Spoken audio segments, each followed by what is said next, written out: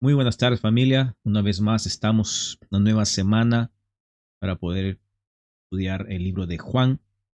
Gracias a Dios por permitirnos esta oportunidad y antes de comenzar oremos como siempre lo hacemos para que el Espíritu Santo nos direccione en esta tarde ya. Oremos, Señor amado, una vez más inclinamos nuestro corazón, Señor, delante de tu presencia para pedirte por misericordia, Dios.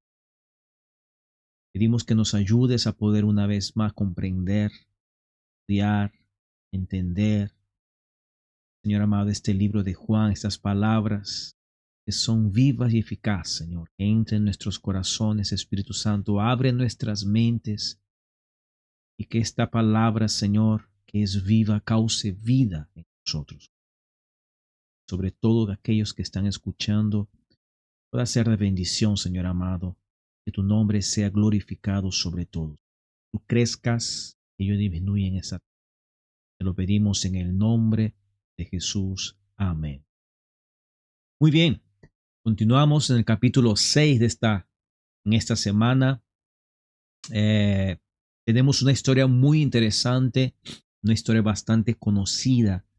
Yo creo que por muchos, ¿verdad? Porque lo hemos visto, lo hemos leído, lo hemos visto incluso en películas o en series, que es la alimentación de los panes y los peces, ¿verdad? La alimentación de los 5,000 también.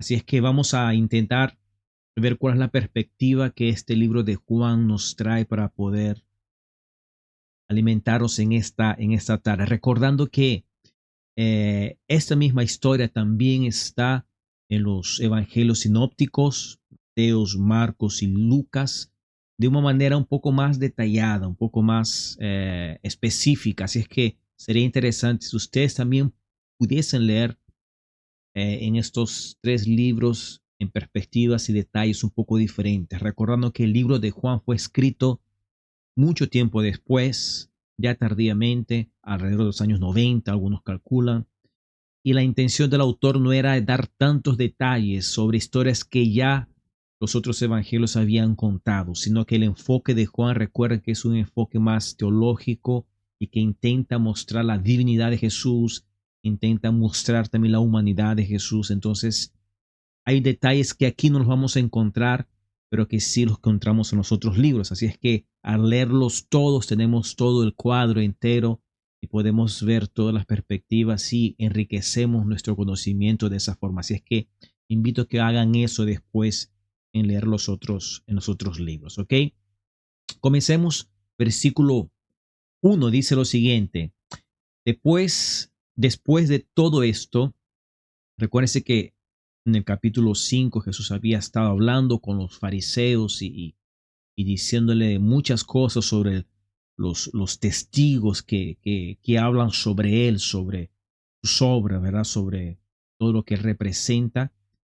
Después de todo esto, Jesús se fue al otro lado del mar de Galilea, el de Tiberias, y le seguía una gran multitud, pues veían las señales que realizaban en los enfermos.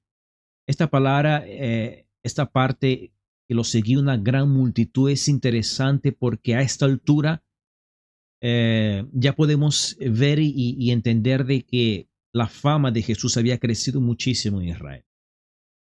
La gente lo seguía en multitud por causa de las señales que él estaba haciendo.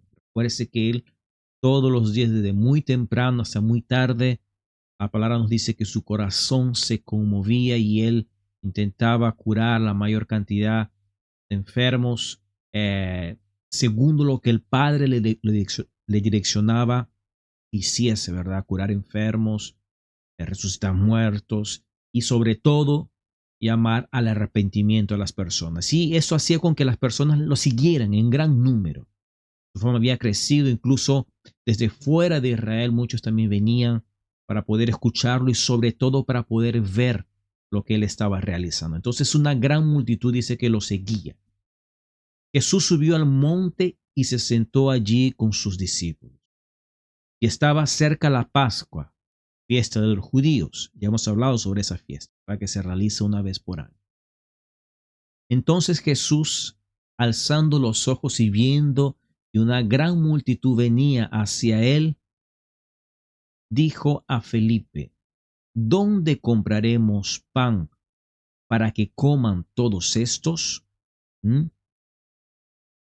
Pero decía esto para probarlo, porque él sabía lo que iba a hacer. Entonces, cuando Jesús ve toda esa gran multitud viniendo para él le pregunta a Felipe: ¿Dónde podemos comprar pan? ¿Dónde podemos alimentar a toda esta gente? Porque ya era una hora tarde, ya era una hora tardía, estaba ya oscureciéndose casi. Y esta pregunta de Jesús se la hace a Felipe por un motivo. Probablemente Felipe era el discípulo que se encargaba de la logística del grupo. Estaba dividida las tareas. Sabemos, por ejemplo, que Judas Iscariote era el tesorero, el que tenía a cargo el dinero. Incluso la propia palabra nos dice que él robaba de ese dinero. Él era el tesorero. Y habían otras funciones. Pedro era el líder, el que más hablaba. Y Felipe, probablemente por sus capacidades, era el gerente, digamos, el que se encargaba de toda la logística. Probablemente era bueno de cálculos, era talentoso en ese aspecto. Y él tenía esa función de gerenciar todo. Es por eso que Jesús probablemente le hace esa pregunta a Felipe. ¿De dónde podemos comprar esto? ¿Dónde podemos sacar pan para tanta gente? Pero Jesús no le hizo esa pregunta porque él no sabía la respuesta. Él no sabía qué iba a hacer, sino que la propia palabra nos dice que él le hizo esa pregunta a Felipe con el propósito de probarlo. ¿Probar qué? Probar su fe, la fe de Felipe. Dos motivos. Número uno, probar la fe de Felipe para que él pudiese pensar qué que se podía hacer físicamente y él mismo entender de que físicamente era imposible alimentar a tanta gente. Y número dos, para que nos quedase un registro a nosotros de que realmente existía una imposibilidad material de poder alimentar a toda esa gente. Fíjese la respuesta de Felipe porque es muy interesante. Rápidamente Felipe respondió y dijo: 200 denarios de pan no les bastaría para que cada uno reciba un pedazo. ¿Ok? Felipe, como un buen gerente, como un buen logista, él hizo los cálculos y dijo: maestro, es muchísima gente. Entonces, calculando aquí el número de personas, yo creo que 200 denarios de pan aún no bastarían.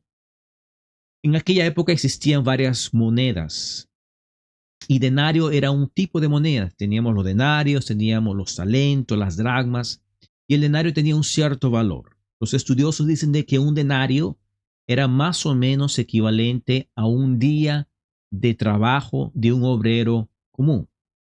Entonces, si son 200 denarios, estamos hablando de que el salario de 200 días o 8 meses de un trabajador común, todo ese salario no bastaría para poder comprar pan y alimentar a toda esa gente. Para ustedes hacerse la idea de la cantidad de gente que había. Entonces, con esa respuesta de Felipe, él está diciéndole a Jesús en pocas palabras: Señor, es imposible. ¿Ok? Es imposible. Por más que tengamos el dinero, por más que tengamos aquí eh, la posibilidad de poder comprar, ¿dónde habría gente que venda todo ese pan? ¿Y quién podría cocinar tanto pan para toda esta gente? En pocas palabras, ¿no? O sea, es físicamente imposible. Pero hasta ahí queda la respuesta de Felipe. Entonces, su manifestación queda como testimonio de que era una imposibilidad.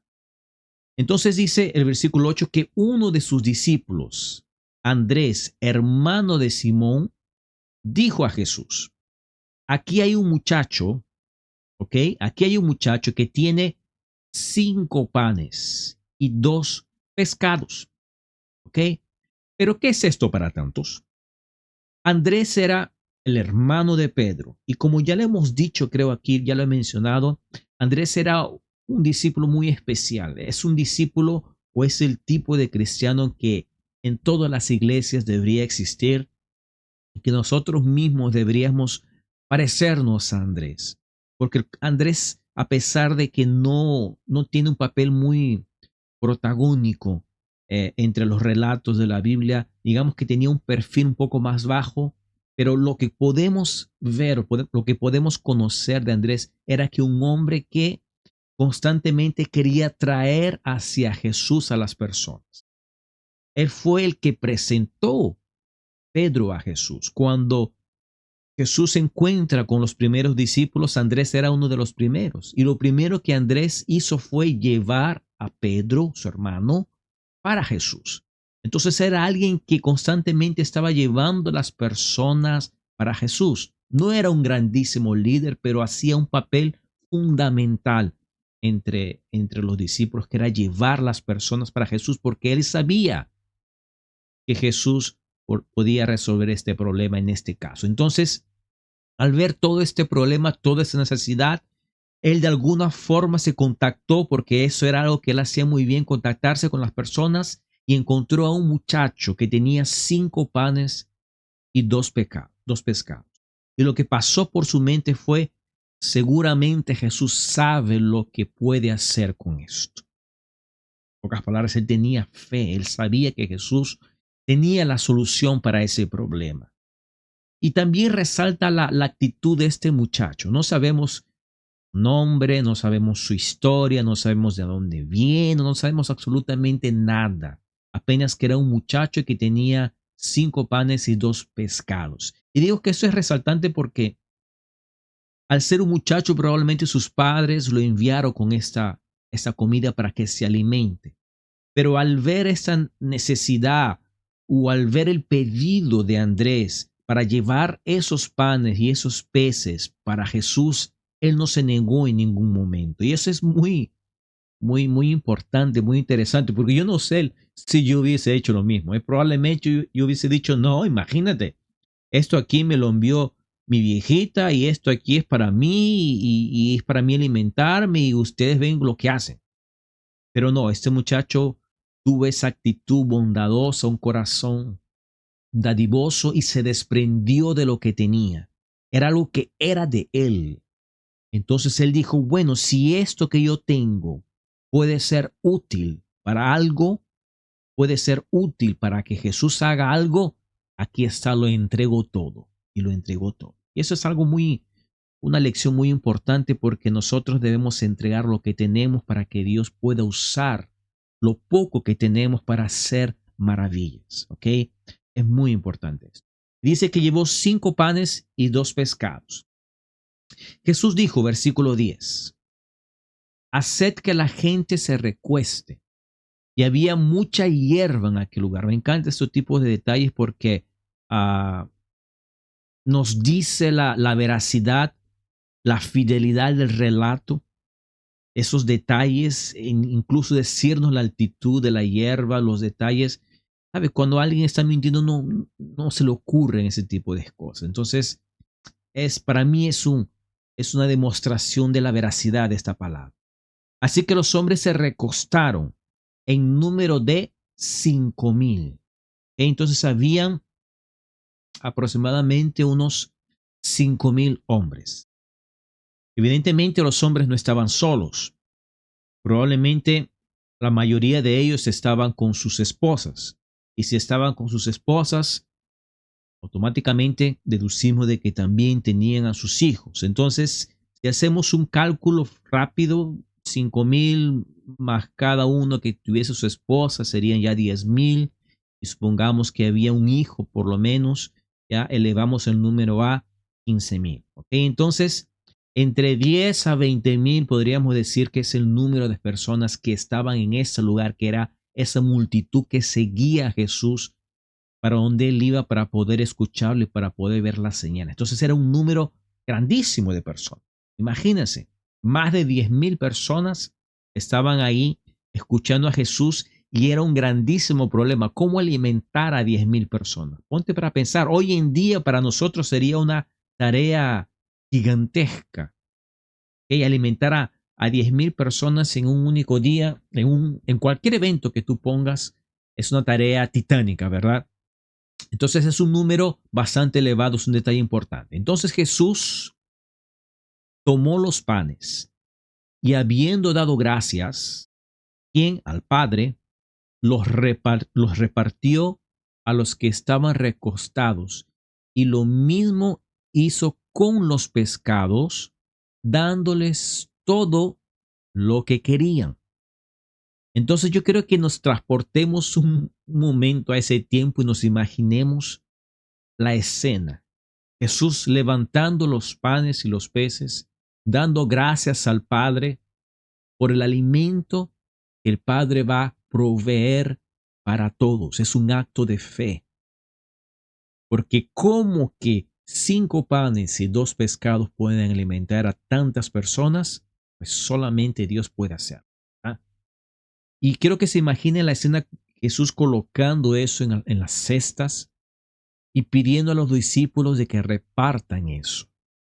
Y los discípulos obedeciendo a Jesús, yendo para las personas y las personas sacando los panes y los peces. Entonces a lo mejor sacaban un pan y veían que era el último y lo sacaban. Pero cuando van a ver había otro más y lo sacaban pensando que era el último y veían que había otro más y lo sacaban y sacaban y sacaban y sacaban y nunca se acababa.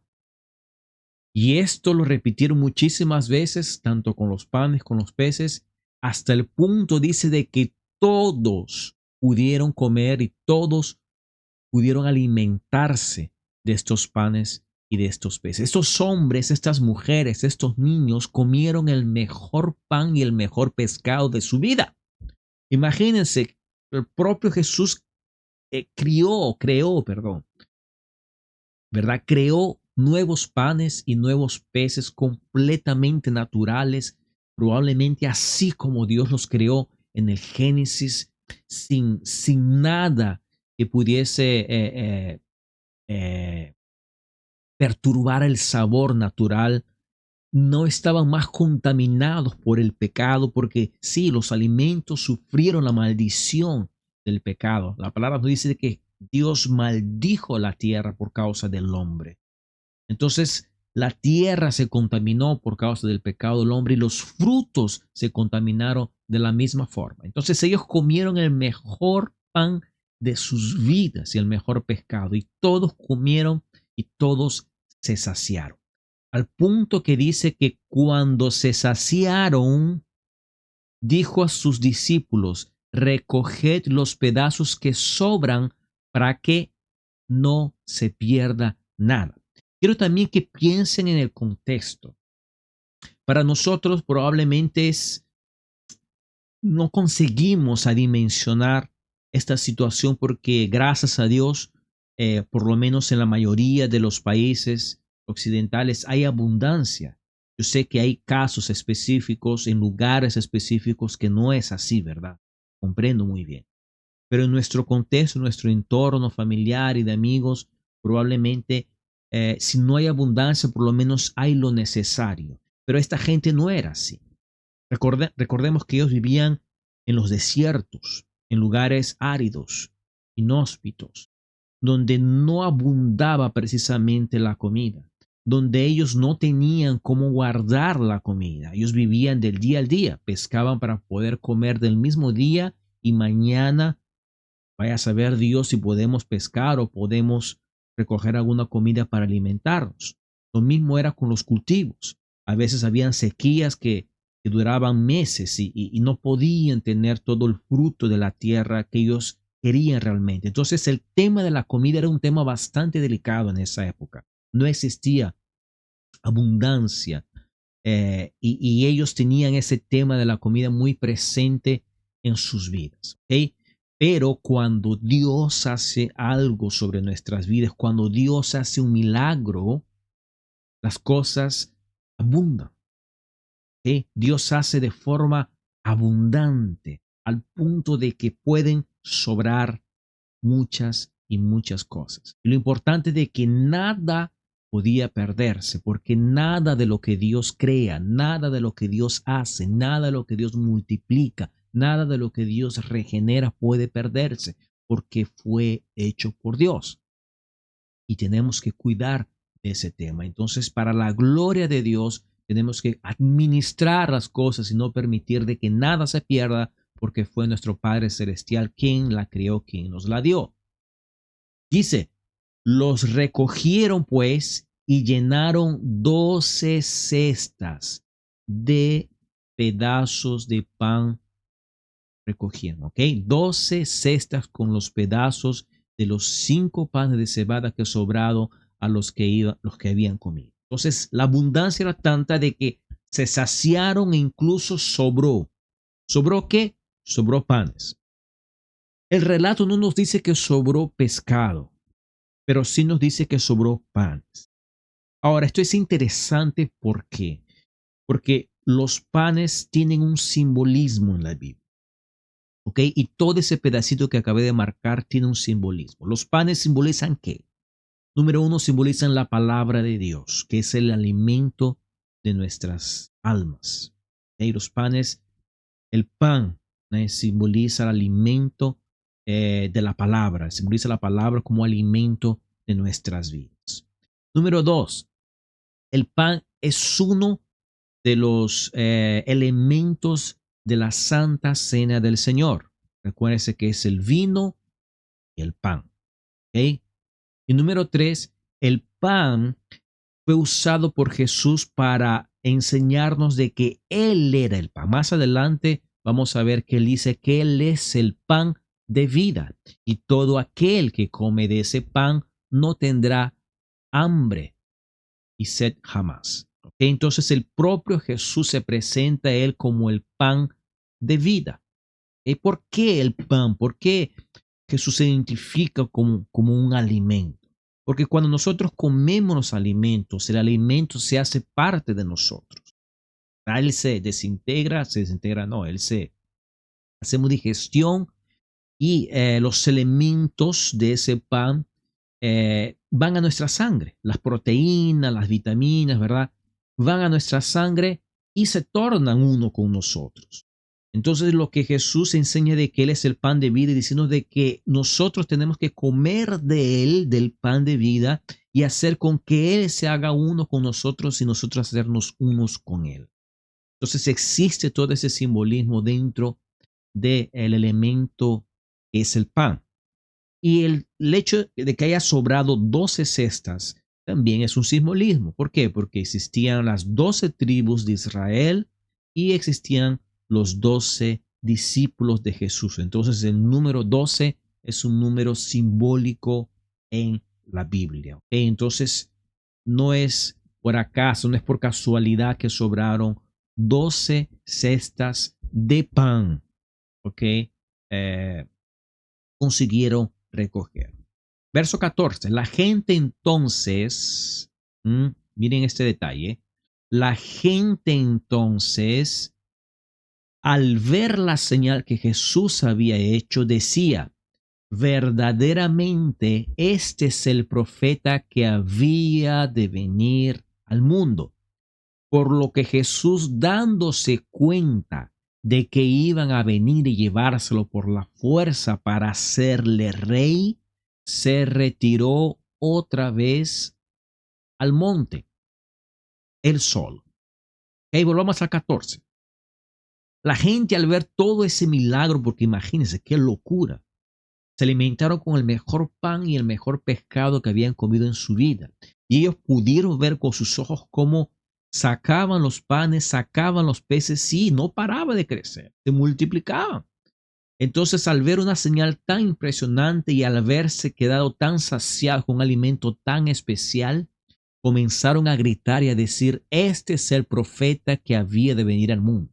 ¿Se recuerdan que ya dijimos en el pasado, ya enseñamos de que Dios le dijo a Moisés en el libro de Deuteronomio de que iría a levantar un profeta semejante al propio Moisés y este iría a guiar, enseñar, iría a decir, enseñar la palabra al pueblo de Israel y este era llamado de el profeta. Que no es un profeta, sino es el profeta, o sea, ya un personaje especial, único. Y eso se transformó en una promesa para el pueblo de Israel. Entonces el pueblo de Israel estaban esperando ese profeta. Entonces al ver esto decían, este es el profeta, este es el cumplimiento de la promesa. Este es el hombre que estamos esperando que iba a venir al mundo. Y comenzaron a gritar y comenzaron en su corazón a querer hacer rey a Jesús. Y Jesús dice que viendo esto se apartó. ¿Por qué se apartó? Porque lo que esta gente quería, lo que esta gente estaba buscando, lo que había dentro del corazón de esta gente no era realmente bueno. Porque lo que esta gente estaba viendo en Jesús era aquel solucionador de problemas para sus vidas. Era aquel hombre que ellos estaban esperando para que solucione sus necesidades físicas y materiales principalmente. Imagínate, ellos dijeron, comenzaron a hacer sus cuentas, dijeron, nunca más vamos a necesitar trabajar, nunca más vamos a necesitar preocuparnos por qué vamos a comer el día de mañana. Este hombre hace brotar comida de la nada. Entonces a este hombre necesitamos, es lo que queremos, porque él va a suplir todas nuestras necesidades y va a llenar nuestra barriga de comida. Y eso no es muy diferente hoy en nuestros días, se los digo, porque aún muchos de nosotros vemos en Jesús, vemos en Dios el solucionador de nuestros problemas y nuestras necesidades y queremos hacerlo Dios por causa de eso. Y buscamos de Jesús y buscamos de Dios a aquel que puede suplir todas mis necesidades y es por eso que lo sigo y es por eso que quiero ir a la iglesia o decir que soy cristiano. Pero eso no es el verdadero motivo por el cual debemos de seguir a Jesús. Jesús no es aquel que viene a solucionarnos todas nuestras necesidades físicas. Él no es el que viene a solucionar nuestros problemas económicos. Jesús no es el que nos va a llenar de dinero nuestra cuenta de banco.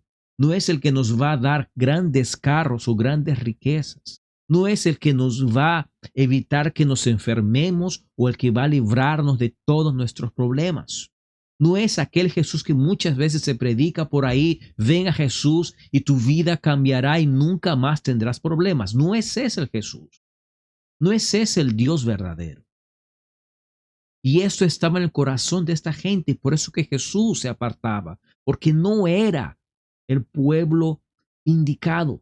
No era el deseo del corazón indicado de ese pueblo. No eran los motivos reales por el cual ellos querían hacerle rey. No querían hacerle rey porque reconocían de que él era Dios y que era rey y que él era misericordioso y que él venía a salvar sus almas y sus vidas y perdonar sus pecados. No, lo querían hacer rey porque tenían comida gratis, porque tenían quien pudiese curar sus enfermedades. ¿Okay? Entonces, Jesús al ver todo eso dice que se apartó al monte y se apartó de toda esa gente porque los motivos eran completamente equivocados. Continuamos, versículo 16. El tema es Jesús camina sobre el agua, ¿ok? En el versículo 16 dice que al atardecer, o sea, ya cuando pasó todo este día, sus discípulos descendieron al mar y subiendo en una barca, se dirigían al otro lado del mar, hacia Capernaum, y ya había oscurecido. Y Jesús todavía no había venido a ellos. Acuérdense que él se fue a orar, tal vez a meditar a un monte él solo. Y sus discípulos estaban esperando. Cuando este relato lo leemos en otros libros, que también se los recomiendo que lo hagan, en Mateo, por ejemplo, nos dice de que fue Jesús quien nos envió, ¿verdad?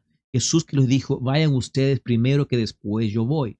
Entonces, ellos se subieron al barco, a la barca y comenzaron a ir y Jesús se quedó atrás.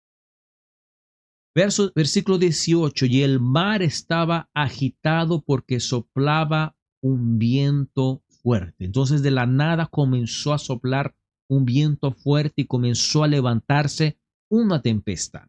Y sabemos que la tempestad no es muy buena, más si estamos de barco. Cuando habían remado unos 25 o 30 estadios, vieron a Jesús caminando sobre el mar, acercándose a la barca, y se asustaron. Pero él le dijo, yo soy, no temáis. Entonces, la tempestad se levantó muy fuerte. Aquí no tenemos muchos detalles, por eso es que se les recomiendo que vayan a los otros libros para que puedan ver los detalles, pero se levantó esa gran tempestad, esa gran tormenta. Ellos eran pescadores, ellos estaban acostumbrados a andar en el mar, pero es muy diferente las tormentas que se levantan en los relatos bíblicos. Son tormentas bastante asustadoras, incluso para pescadores experimentados. Ellos estaban intentando remar, intentando llegar a las costas, y de un momento u otro dice que vieron un personaje caminando sobre el mar. Y aquí no nos dice ese detalle, pero por ejemplo en Mateo nos dice que ellos gritaron de susto y dijeron, es un fantasma. Comenzaron a gritar asustados al ver una persona cercana. Imagínate ver a alguien caminar sobre el mar. ¿Qué es lo que tú pensarías? Yo me tiro al agua. Yo me tiro al agua.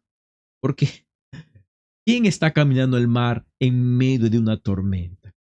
Pero Jesús, viendo el susto de esta gente, dijo, cálmense, soy yo, no temáis, no soy un fantasma, soy yo Jesús. Y a pesar que aquí en este libro no lo dice, pero en el momento en que Jesús se acercó a ellos, se le dijo, no teman. La Biblia también nos dice de que la tempestad en ese momento se acalmó. ¿Okay? Y versículo 21, y con eso encerramos, dice que entonces ellos querían recibirle en la barca, e inmediatamente la barca llegó a la tierra a donde iban.